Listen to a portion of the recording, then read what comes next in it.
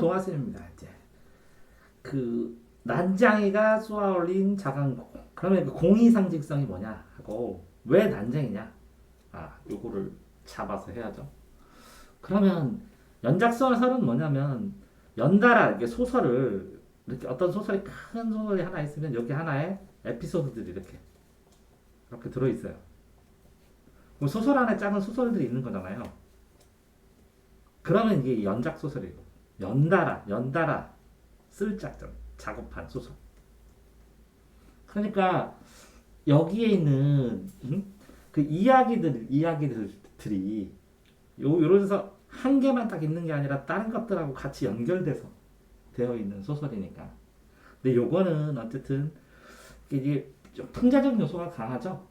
좀 낙원이 아닌데 낙원동이라는 동이 있다면, 근데 이 난쟁이는 이렇게 제한된 사람이겠죠. 소시민이라 이렇게 크지 못하는. 근데 공을 쏘면 반드시 어떻게 돼요 이게? 떨어질 수밖에 없잖아요. 그러니까 소시민의 공급한 삶, 어려운 삶. 이게 무허가 판자촌이니까 낙원동이잖아요. 허가를 안 나는 판자촌이잖아요. 뭐 어떻게 보면 현실 고발하는 거잖아요. 반어적으로 표현하는 거고. 그죠? 그런 상황에서 일어나는 일들 써준 거죠. 그러니까 이게 쓴 연대가 1970년대는 경제개발 시대거든요. 경제개발을 하면 무허가 판자촌도 막 생기고 그거 때려 부시고 집도 죽고 막 이러는 상황에서 개발한다 말한다 막 이런 것들. 그죠? 그럼 개발을 해서 발전하는 사람도 있지만 거기에 따라서 소외되는 사람도 더 많이 늘어나잖아요. 그럴 때 얘기를 하는 거예요. 됐나요? 우리 동네 황씨 뭐 이렇게 이제 무슨 씨 이렇게 되면 뭐 일반적인 사람인데, 그죠? 일반적인 사람인데 보통 그러니까 이제 평범한 서민들 생각해서 쓰는 거고, 이것도 1970년대니까 근대화되면서 생태계 파괴되고 힘들어지고, 그죠? 그렇게 됐을 때 근대화되면 나타나는 게 이렇게 도시에 갔을 때 시골의 공동체나 뭐 이런 것들 다 깨지면서 소외되기도 하고, 그죠? 공동체 소외되는 걸 넘어서 공동체 깨지는 거를 넘어서 소외까지 되고, 소외라는 건 뭐 사람과 사람이 인간성을 더 이렇게 돌보지 못하고 단절된 삶을 살 수밖에 없는 상황이니까 깨지고, 그 다음에 어쨌든 뭐 허영이나 뭐 이런 걸 보면 소비 중심, 금전 만능 중심을 얘기를 하게 되는 거고, 고리대금은 이자가 높아요. 그래서 뭔가 이자를 꺼주면 이 당시에는 이율이 굉장히 높았어요. 100만 원 꺼주면 막 이자가 한 달에 25만 원 막 이렇게.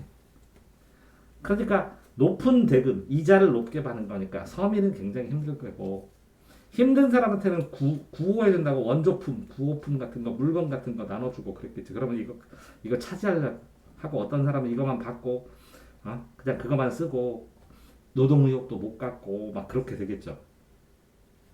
경도되는 어떤 도는 방향인데 경도는 딱딱하게 된다. 그러니까 그쪽으로 휩쓸려서 고정되고 딱딱하게 되고 그쪽 편들고 뭐 이렇게 되는 걸 얘기를 하는 거거든요. 그런 상황에서 이렇게 예를 들어서 뭐 구호품 나눠주고 이렇게 되면 주체가 되는 게 뭐 개인일 수도 있고 정부일 수도 있는데, 그렇죠? 어떤 정책을 실시를 하겠죠. 그러면 정책을 실시했을 때 그 정책들이 올바로 실시되느냐 아니냐 논란이 있을 수도 있는 거고, 개발을 해가면서 그래서 공동체가 흩어지면서 농민들을 도시로 보내면서 보상이 제대로 되느냐, 뭐 요즘에는 따지겠지만 그때는 쉽지 않았거든요. 그다음에 보상 안 되게 하면 강제로 쫓아내게 하기도 하고 수용하기도 하고, 이런 문제 속에서 가난한 사람들은 뭐 땅을 그냥 소작하다가 그냥 다 뺏기는 거잖아요. 그러니까 도시에 가봐야 구호품에 의지해서 살고 날품팔이 하는 거고, 부자들은 땅이 넓으면 그거 팔아갖고 도시에 가고 또 아파트 사고 또 해서 또 발전하고 이렇게 나가는 거잖아요. 그런 상황에서 공동체 해체되는 상황에서 발생하는 일들이 우리 동네 황씨 얘기했어. 근데 이게 뭐 부자를 주인공으로 할 까닭이 없죠, 그죠? 근데 여기에서는 이 사람이 고리대금도 하고, 그죠? 부자로 나온 거네요, 그죠? 그러면 이 사람과 나머지 사람들, 농민들과의 관계, 뭐 이렇게 나온 거네요 여기는. 왜 그러냐면 황금 뭐 이런 느낌으로 해서 부자 느낌으로 이렇게 줬나 보네요. 그래서 일부러 황씨로 한 것 같은데. 됐나요? 음. 자 다음에는 도요새에 관한 명상. 명상은 이제 깊이 있게 생각한다는 거예요. 깊이 있게 생각해보자 이러는데 이 도요새라는 새에 대한 특징을 얘기를 해주겠죠. 그죠? 도요새라는 새에 대해서. 이제 맹목적은 이 목적을 이거 맹인이라는 거야. 아무것도 없어. 목적 없이. 그러니까 이 목적이 인간을 위해서 산업화를 해야 되는데 그냥 발전만 하기 위해서 발전하면 된다. 해가지고 그러니까 뭔가 가치 있게 사람들을 위해서 더 발전해야 되는데 그러지 않고 그냥 발전 자체만 꿈꾸니까 맹목적이라고 얘기를 하는 거거든요. 그러면 요것도 실제적으로 이제 고향을 잃은 도요새 새도 새 도요새 특징해서 찾아보고 하는 게 맞을 수도 있는데 특징 나와요 여기는 안 나오네 그죠? 한 번만 찾아볼게요 도요새. 왜 그러냐면 도요새 명상이니까 도요새 자체는 알아야 되지 전체적으로 그죠?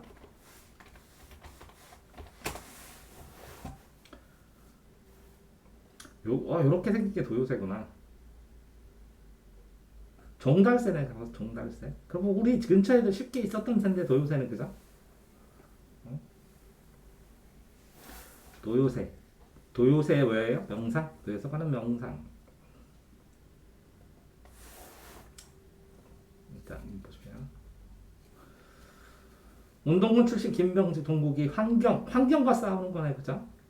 환경 오염된 환경과 싸우니까 도요새를 중심으로 해서 근데 현대 분단 문제도 나오고 그죠? 상처는 아버지의 시각으로 드러내는 욕망과 분출 과정 충돌도 나타나고 아버지에서 형 다양하게 바꿔가면서 공해 문제, 학생 운동 문제, 실학력 문제, 방향 문제, 환경 파괴 문제까지 다 남네요. 그죠? 그러면 이제 전체적으로 76년대 경제 개발하면서 있었던 주제들 공해랑 도시화되니까 공해 있고 도시화, 공업하고 환경 문제, 그다음에 학생 운동, 독재했으니까 이때 독재 시대, 실향민과 망향에 대한 문제 이런 것들을 전체 다 하는 거네요, 그죠? 근데 도요사의 의미, 도요사의 명상에서 도요사의 의미,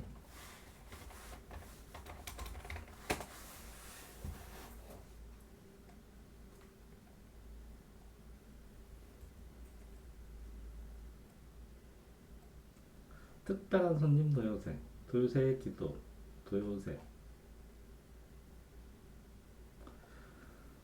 먹이 활동을 한다. 종달새 흰돌이 37점 우리나라 도요새, 옥기요, 준홍새.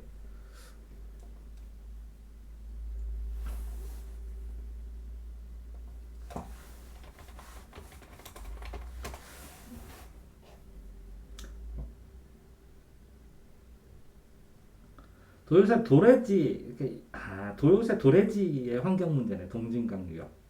상징적 의미. 그러면 이 새는 자유롭게 고향으로 갈 수 있는데 본인은 못 간다. 망향, 실향민 뭐 이런 거. 그죠? 동진강 근처래. 그러니까 이 도요새의 명상을 하는 공간 배경이 여기 나오는 게 동진강 근처고 동진강 근처에서 이 새는 아버지가 생각하면 고향으로 갈 수 있는데 자기는 못 간다. 이런 의미에서 써진 거래요. 그러면 맞겠네. 실향민 아버지가 그려오는 거. 도요새가 있는 환경오염. 그죠? 그런 상황에서 환경운동하고 젊은이 문제하고 하니까 젊은이고요. 그러니까 도요새에 대한 명상 자체가 도요새가 있는 동진강 유역에 도래지 이렇게 써있네요. 새가 오는 도래지 때문에 발생한 거네. 그러면 자유를 상징하는 거네. 그죠? 마음대로 갈 수 있는. 됐죠? 자, 그 다음에 엄마의 말뚝. 이렇게, 그거 알아요? 마음에 말뚝 박는다. 가슴에 말뚝 박는다. 이런 말 들어봤죠? 이런 것처럼 이게 자전적인 자기 전기문이에요. 자기 전기문. 그러면 엄마의 말뚝은 어떤 말뚝이 박혔는지를 해야 되겠네. 그래? 억척스럽게 키워냈어. 아들의 죽음. 그러면 아들의 죽음 자체가 말뚝이겠네. 왜 그러냐면 자식은 죽으면 가슴에 묻는다고 했으니까. 아들. 그 다음에 아들의 죽음이고 죽어서라도 분단, 비각현실과 맞서려는 어머니의 의지. 그러면 분단도 관련이 있겠네. 그 말뚝이 두 개겠네 어떻게 보면 그제? 그러면 분단이 됐다면 뭐 아들 말고 나중에 부모도 아마 그러면 북쪽에 있을 가능성이 있네. 전쟁의 상처 분단이에요. 그것도 연결해서 쓴 거의 일부예요. 근데 홀로 둘을 억척해 두 자녀. 그럼 나하고 엄마인데 아들이 죽었잖아. 그 죽은 상황에서 자기도 그죠? 자기가 회상하면서 내가 엄마에 대해서 쓴 거네. 그러니까 나의 소설이네, 그죠? 그러니까 옛날을 뒤돌려 보면서, 그죠? 그러면 이 비극이 아들 죽은 거, 그러면 분단하면서, 요 분단되면서 비극이 발생한 거. 그러면 전쟁이 남긴 상처. 그러면 이것들의 말뚝 박힌 게 계속 이어지고 그게 치유가 엄마가 안 되고 있다라는 거를 현재에서 돌이키면서 보는 거네요. 됐네. 자, 그해 겨울은 따뜻했네. 그럼 겨울은 추운데 상생은 서로 생명 반응, 생명체, 서로 산다는 가치. 그러니까 같이 산다는 거예요. 근데 그해 겨울은 특별하겠네요. 그죠? 그럼 그해가 1951년인 1951년은 1950년에 6.25 발생해가지고 몇 년 동안 했으니까 전쟁 때고 그 다음에 1980년대까지 이렇게 긴 기간 중에 몇 번을 얘기한 거네. 그죠? 그러면 왜 그의 결은 따뜻했어? 요거는 전쟁이니까 따뜻한 게 아니라 따뜻하지 않았다는 거겠고 1980년대도 이 산업화하면서 따뜻하지 않았다고 비꼰지도 모르겠는데 둘 다. 그렇지 않아요? 그러니까 그 해는 수지가 오목에게 진정한 참여를 하던 1980년대 허위의식을 짓는다. 그럼 어쨌든 참여를 하던 허위의식을 비판적으로 비꼬는 거네. 그러면 이게 이때도 그렇고 이때도 그렇고 아이고 그래 너나 잘났어 이런 얘기나 마찬가지겠네. 그치? 반어적으로 얘기하면서 됐네. 이제 태백산맥이 우리나라 이렇게 강원도에 있는 태백산맥이 길게 이렇게 해서 또 이렇게 무슨 산맥이 있고 이렇게 돼 있죠. 이렇게. 응? 요건데 좌익은 공산주의 계열이고 우익은 그 민주주의 계열인데 대하소설은 큰 강물처럼 되게 오랜 기간 토지도 엄청나게 오랜 기간 했죠. 이것도 엄청나게 길어요. 엄청나게 장편이고 나오는 사람도 많고. 그러면 이 산을 타고 뭐라고요? 산을 타면서 이동을 많이 했어요. 뭐 빨치산도 그렇고 공산주의자도 그렇고 이렇게 학병은 학도병이야. 학생병사. 노무자는 일하는 사람이야. 노동하는 사람. 노동하고 일하는 사람. 정신대 증용은 일제가 징발했어. 사람을. 여자를. 성착취하려고. 그 정신대 할머니 이렇게 나오고 하는 거. 그죠? 이렇게 징용하고 하는 건데 이 내용 자체가 이게 시험 내기는 쉽지 않죠. 너무 길어서 어느 부분 딱 찍어서 6.25 전쟁이 일어나면서 그 좌익도 있고 우익도 있으면 이 태백산맥을 통해서 군인들 이동하기도 하고 후퇴를 하기도 하고 전진을 하기도 하고 그죠? 근데 이 태백산맥이 어떻게 보면 우리나라 척추거든요. 한반도에. 그러면 우리나라 척추 위에서 벌어지는 우리나라에서 벌어지는 일 뭐 이렇게 보면 맞는 거거든요. 그런 상황에서 이런 거랑 똑같아요. 여기 이제 산이 있어 지리산에 만약에 그러면 밤이 되면 얘네들이 내려와 민가로 내려와 가지고 식량도 얻고 여기 있는 사람들 군인으로 징발해도 하기도 하고 숨어. 그러니까 낮에는 무슨 생활? 인민군 시대가 저기 인민군의 저기가 되는 거야 세상이. 왜 그러냐면 군인들이 갈라 그러면 몰래 숨어서 총 쏘고 그러잖아. 그래서 도망가고. 그 산이니까 잡기가 힘들잖아. 그러면 낮에 되면 얘네들은 다 산으로 도망가고 이제 경찰의 세상이 되는 거야. 그러면 여기는 이 집은 좌익도 됐다가 우익도 됐다가 그러잖아. 그러면 밤에 내려가고 얘네들 데려가다가 여기 끌고 가갖고 공사도 시켰다가 내려보내고 막 그러죠. 그러니까 막 굉장히 여기 혼란스럽겠지, 이 마을 같은 경우에. 이런 마을이 뭐라고? 우리나라라고. 왜 그러냐면, 자, 우리나라가 이렇게 있으면 공산등이 내려갈 때는 좌익됐고, 다시 후퇴해서 올라갈 때는 우익됐고, 그럼 여기 이렇게 겹쳤지, 이렇게. 좌익과 우익이 계속했던 대부분이. 그게 이 마을하고 성격이 똑같은 거죠. 이해됐어요? 그래서 이중적 모습도 보이고, 좌익 같다, 우익 같다, 흩어지기도 하고, 자, 국군에 도움 줬다 그러면 인민군들은 인민재판을 해요. 그 도와줬다고. 그 다음에 국군은 인민군 도와줬다는데 빨갱이라고 처치해요. 그럼 얘네는 어떻게 살아? 이 가운데 이만은. 그런 모습을 보여주는 거야. 근데 거기다 여기에서 사는 게에서 지주면, 그제? 경찰편 많이 들겠지만, 내가 노무자요. 이쪽 끌려가면 목숨이면 끝이잖아. 그제? 여기다 협조하고, 이쪽으로 끌려가면 이쪽 협조하고 그러겠지. 그죠? 그런 상황에서 여기서 얘는 막 신교도 하겠지. 얘는 공산당 협조했다 그러고 막 서로 밀고도 하고. 그런 막 복잡한, 그지? 좌우익이 충돌하는 모습들을 저기 전라도 벌교라는 마을을 통해서 다 보여주는 거예요. 됐나요? 자, 다음에 완장. 보통 이제 완장 찬다 그러면 이게 여기다 이렇게 차는 거거든요. 여기다가 뭐 예를 들어서 학교로 보면 반장, 선도 해갖고 이렇게 팔뚝에다가 완장 차고 여기다 반장 이렇게 선도 이렇게 치고 그다음에 이 완장 찰 때 이 공산당들도 빨갱이에서 지도위원 하면서 또 완장 차고 또 완장은 뭐라고요? 권력을 뜻하는 권력. 그러면 이 작은 권력을 말하는 거 누군가한테 위임받은 작은 권력. 그러면 이 완장 자체가 권력이고 선망은 이렇게 호의로 바라보는 거거든요. 좋게 바라보는 거. 이거 완장 좋겠다. 권력 있으니까 이렇게 생각하는 거잖아. 근데 실제로 이 완장을 차서 예를 들어서 공산주의 완장을 치면 나중에 민주주의한테 혼날 테고. 그지? 국군 완장 차가지고 하면 이 빨갱이 세상들은 또 혼날 테고. 그죠? 위험이 도살이라는 것은 거기 안에 있다.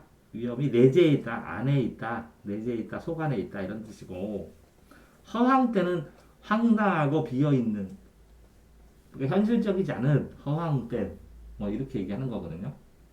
근데 완장을 차고 감시원 역할을 하는데 감시원. 그러니까 원장 권력이 있으니까 감시원을 하겠죠. 그런데 자, 감시원을 하는데 그 시기가 1970년, 80년대 그러면 뭐 이게 공산주의하고 민주주의 얘기는 안 하겠고 개발했을 때 개발 당시에 그죠? 개발하면서 정부에 그죠?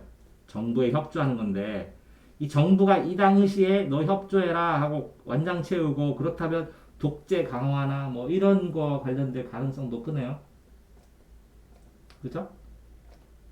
그러니까 이 독재 강화나 이런 게 보면 이게 그러니까 억압된 사회라는 거네요. 억압된 사회. 이렇게 한 명을 원장 채우면 이 정부가 욕먹을 걸 누가 대신 먹어요? 이 완장차내가 먹는 거야 사실은. 안 그래? 그러면 완장차내가 뭐라고 하면 다 겁나가지고 말 듣고 일사불란하게 하라는 대로 하고 뭐 새마을 운동도 하고 뭐 이렇게 했겠죠. 그런 상황을 표시를 해주는 거네요. 완장으로. 됐나요? 자, 해산바가지. 우리나라 사람들 의식의 깊숙이 잡고 있는 남아선호. 해산한다는 산모가 풀해자니까 아기를 낸다는 거야. 아기를 낳는다는 거. 그러면 산파 있죠, 산파. 산파가 노파예요. 애 낳는 거 도와주는 사람 노파가 애를 낳도록 도와주는 건데. 그죠? 그런데 여기에서 해산바가지 딸을 출산해. 아들 딸하고 해서 뭐 남아선호 사상에서 아들 낳으려고 계속 노력하고 그러겠죠. 그죠? 근데 바가지가 뭐예요? 바가지. 해산바가지. 요양을 살펴보자 가는 길에 초가지 지붕에 달린 보람차처럼 풍만한 바가지. 박, 이 박이라는 그 식물인데 딱딱해요. 나중에 파면. 그래서 잘라가지고 이걸 딱 자르면 이렇게 물 쓰는 플라스틱 바가지처럼 그렇게 깊은 바가지가 나오거든. 근데 이게 둥그랗게 생겼으니까 보름달처럼 생긴 거고, 그래? 탄생을 해서 해야 되는데, 어? 나는 나의 시어머니는 아이들 성별에 차별하지 않는다 하는 건데 보통은 뭐라고? 보통은 성차별에 대해서 남자는 안 하지 막 이런 얘기를 하는데 그죠? 어. 임종은 죽는 거야 사람이 죽는 거. 마지막에 임종을 만다 그럼 죽는다 이런 뜻이. 그러니까 이게 1980년대는 그러면 뭐 조금은 남아선호사상 조금은 줄어들 때네. 그전에 엄청나게 심했는데 그죠? 손주가 탄생해서 갈등이 해소됐다. 그런데 보통은 노파들이 했을 때 이렇게 노파들이 삼파가 집에서 했잖아요. 그러면 바가지도 깨끗하게 삶고 소독해가지고 그죠? 가지고 있다가 애 낳을 때 씻어주기도 하고 이렇게 할 때 그러면 그때 근데 필요한 거죠 어떻게 보면. 음, 됐죠? 격정 시대는 감정이 급격하다 뭐 이런 거거든요. 급격하다, 엄청나게 급격하다. 어떻게 때 그러면 급격한 감정이 변하는 시기인데 의용군하고 뭐 군인도 있고 의용인도 있는데 의병 이렇게 치면 의병 관군 조선시대는 이렇게 되는 거잖아요, 그죠? 의병은 일반인인데 군인 된 거고 관군은 관청에 있는 관청에 있는 진짜 군인을 얘기하는 거고, 그죠? 근데 독립 투쟁을 할 때 의병들이 의용군이겠죠? 의용군. 근데 이 계열이 의용군이 예를 들어서 공산주의 계열이냐, 민족주의 계열이냐, 자유주의 계열이냐 이렇게 다 나눴어요. 근데 이제 이름에 따라서 이 의용군도 조선의용군이라 그럼 한일 독립투쟁하는 건 맞아요. 한일 독립투쟁 맞는데 이 공산주의 계열하고 이 민족주의 계열하고 자유주의 계열 예를 들어 요거는 이승만처럼 얘는 뭐라고 김구처럼 여기는 저 김일성파처럼 이렇게 다 달랐거든요. 근데 어쨌든 독립운동을 하면 급격하게 감정 변화하고 여러 가지 이 문제가 발생하겠죠. 근데 의용군이라는 단어는 이 공산주의 계열에서 많이 쓰였어요. 공산주의. 공산주의 계열에서. 그러니까 여기 뭐라고요? 혁명가 이런 말 나오고 사상가 이런 것만 나오는 거예요. 근데 어쨌든 한일 독립투쟁을 하긴 했어요. 다. 셋 다. 그런데 한일 독립투쟁이 끝난 다음에 어떤 나라를 세우냐라는 거에 대해서 또 다르게 생각했다는 거죠. 이해됐나요? 그래서 실제적으로 뭐라고요? 오케이, 만약에 이게 혁명이고 뭐 원산, 경성, 상해, 태항산, 북쪽 지방 지나다니면서 독립운동을 했는데 이거를 자전적으로 있었던 일을 썼다는 건데 그죠? 근데 요게 조선의용군이 어떤 계열이냐에 따라서 여기면 시험 안 나와요. 이게 두 개면 시험 나올 가능성이 있고. 근데 여기서는 뭐라고 나오지? 저항적, 자전적 다 되는데 중국 활동한 조선의용군. 조선의용군이 실제 그럼 있을 거라는 건데 그죠? 조선의용군. 조선의용군. 여기 지역자.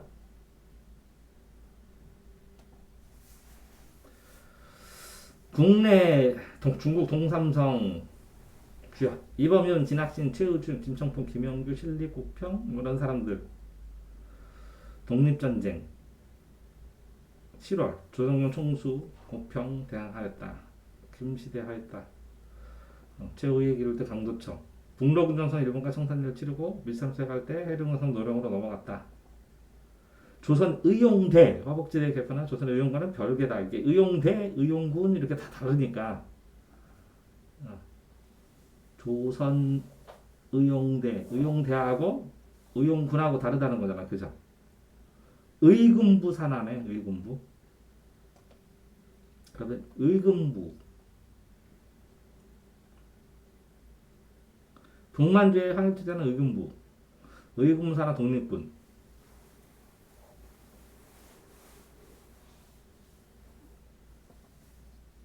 이것도 의금부. 은춘에 있었다.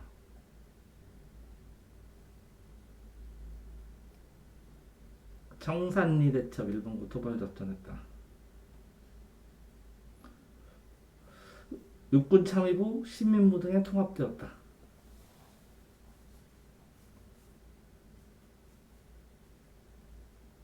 독립운동단체 근대사 1919년에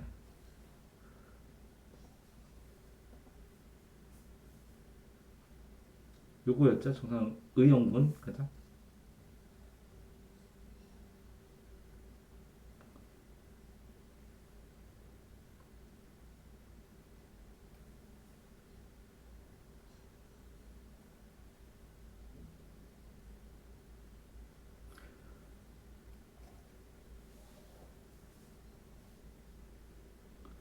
일본인과 칠일주구에게 치명적 위협을 하였다.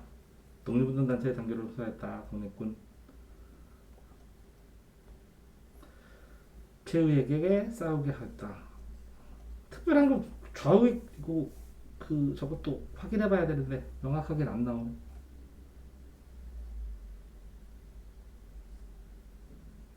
어쨌든 요 단체에 대한 거네, 그죠? 자, 다음. 자, 비 오는 날에 가리봉동은 이제 서울에 있는 동네인데 가리봉동에 왜 가야 되죠? 뭐 하러 가죠? 그 제목 자체는 이해해야 되잖아. 뭐 하러? 일하러 가는 거야? 연탄값 받으러 간다. 연탄값. 돈 받으러 간다. 떼먹힌 돈을 받으러 간다. 왜 하필이면 비 오는 날 가죠? 일 안 해서. 아, 일을 안 하고. 그러면 비가 안 오는 날은 자기가 노동을 해야 된다는 거야. 그러니까 노동을 해야 되니까 소시민이라는 거야. 소시민. 가난한 시민이라고. 근데 작을 썼자예요. 시민인데 가난한 시민.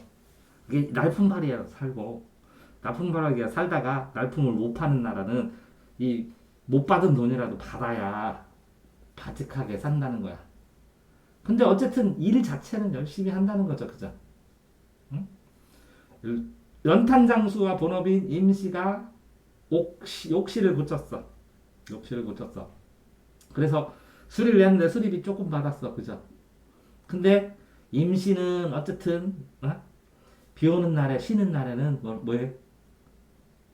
가래봉당 가서 연탄값 받아야 되는데 라고 얘기를 한다는 거지.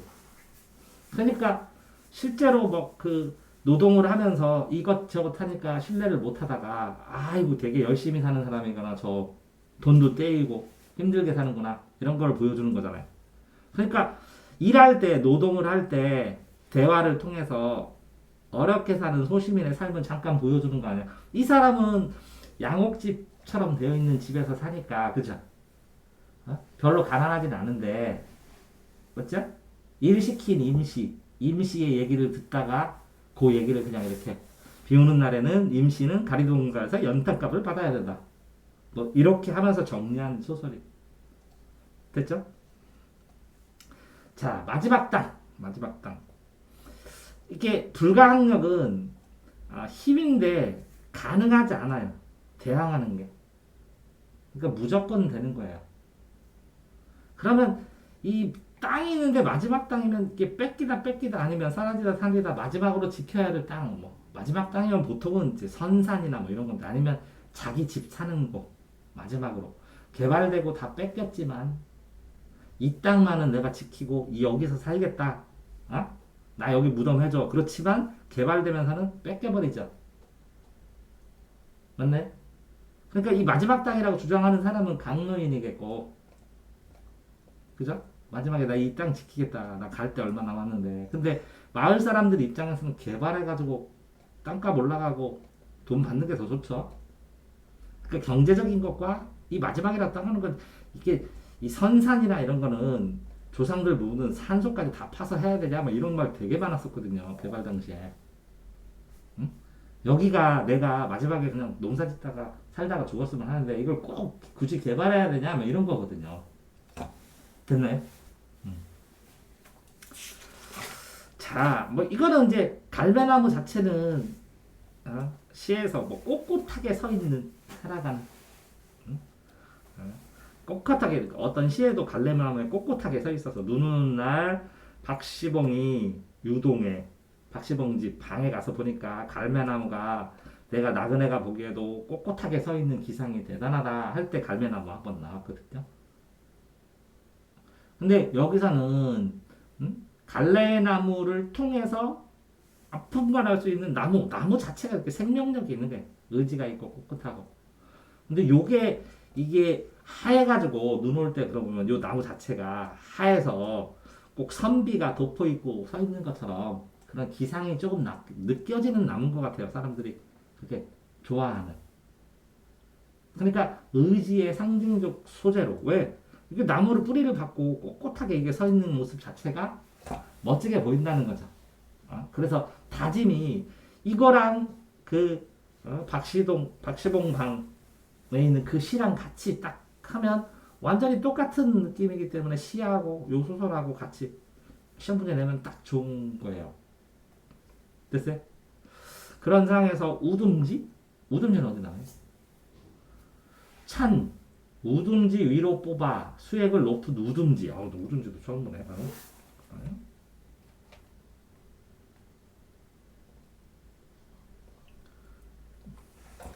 우둔지 모르면 찾죠. 우둔지 있네. 나무의 맨 꼭대기 줄기네. 나무 줄기 뾰치 끄적하는 거 생각하는 거. 우둔지 나무초리는 나무의 맨 꼭대기 줄기. 꼭대기에 있는 줄기래요. 그러면 우둔지 뭐냐? 우둔지 위로 뽑아 나무의 꼭대기 위로 뽑아 올리고 있다는 걸 상상하는 거네, 그죠? 수액을. 그러니까 나무의 액을 뭐라고요? 나무 위에 꼭대기까지 힘차게 뽑아 올린다고 생각한다는 거네. 그러니까 그 생명력을 쭉쭉 발휘한다고 이렇게 생각해야 되네. 그죠? 나무 꼭대기 거. 뭐 이런 식으로 하면 요거 같은데 이렇게 제일 끝에 있는 거. 됐나요?